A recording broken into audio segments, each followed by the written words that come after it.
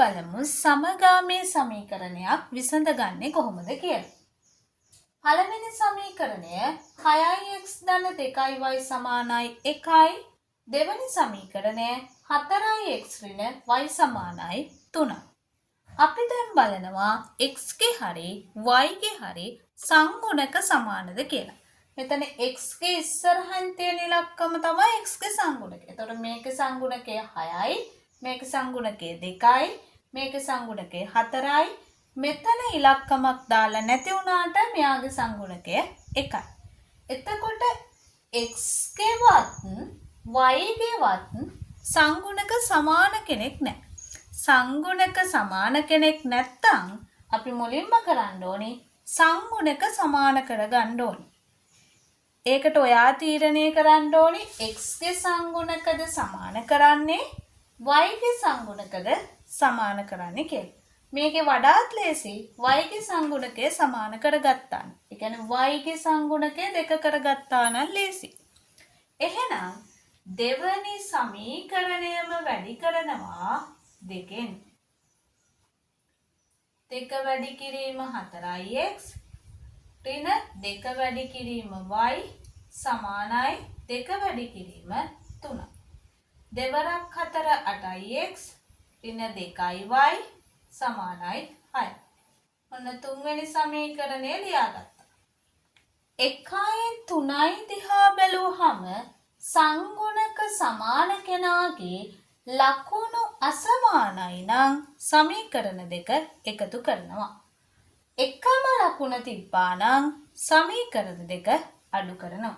දැන් ලකුණු අසමානයි අපිට සමීකරණ දෙක එකතු කරන්න තියෙනවා. එකට එකතු කරනවා 3. එකේ වම් පැත්ත ලියනවා 3 වම් පැත්ත ලියනවා.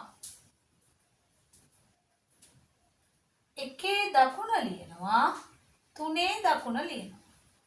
ධන 2යි yට ඍණ 2y කැපෙනවා. 6ix 8ix කියන්නේ 14ix සමානයි 7යි. 14යි xy අතර තියෙන ගණිත කර්මය තමයි වැඩි කිරීම. වැඩි කිරීමක් සමාන ලකුණෙන් එහා පැත්තට යනවා බෙදීමක් වෙනවා. 7ට 7 ඒවා 1යි 14ට 7 ඒවා 2යි. එහෙනම් x සමානයි භාගය කියලා උත්තරයක් ආවා. x සමානයි භාගය අපිට කැමති සමීකරණයකට ආදේශ කරන්න පුළුවන්. 1 2 3 කැමති එකකට. ඉලක්කම් කුඩා සංඛ්‍යා තියෙන සමීකරණය වැඩිය ලේසි. මම දෙවෙනි සමීකරණයට ආදේශ කරනවා.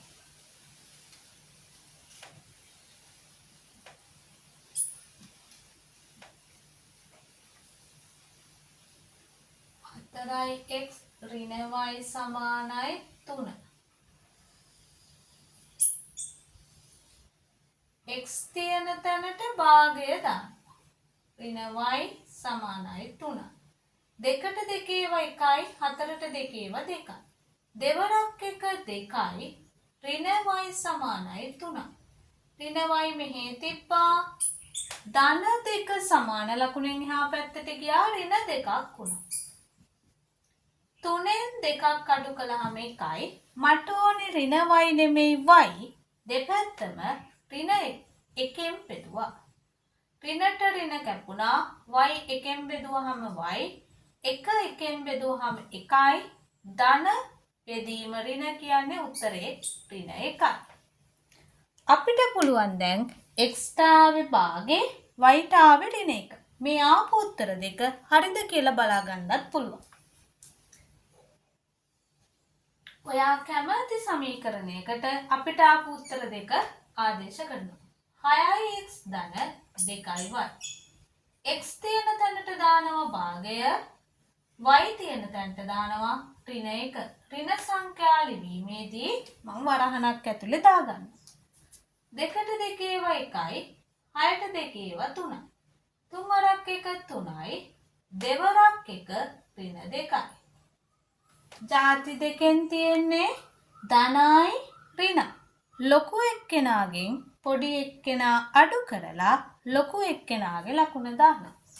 3න් 2ක් 1යි ලොකු එක්කෙනාගේ ලකුණ දාන්න. අපිට ආපු උත්තර දෙක වම් පැත්තට ආදේශ කරලා බැලුවාම දකුණු පැත්තේ තියෙන උත්තරේ ආවා. එහෙනම් අපිට ඇවිල්ලා තියෙන උත්තර දෙක හරි. ඔය විදිහට තමයි සමගාමී සමීකරණයක් විසඳන්නේ.